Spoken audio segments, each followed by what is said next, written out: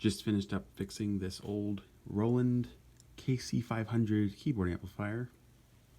Problem was you'd plug it in and hit the power on switch and the light would not turn on, but you would hear the little shock sound of the speaker firing up, which you usually hear out of any sound system, but none of the channels were working, no signal, and nothing was coming out of the speakers, even with the master all the way up. So figured it was an internal issue because I think the speaker was working fine and the tweeter.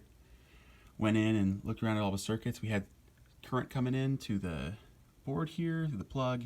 It was coming out of the transformer and into the board. There's a lot of little components here, and what we ended up finding was a single transistor, which is hard to see, but it's this one right here, right behind this square thing. A little electrical transistor.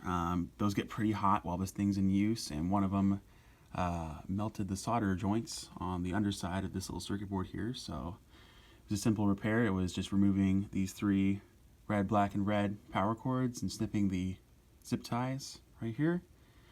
Unpinned the board from its plastic holders and twisted it up, just resoldered all those joints underneath.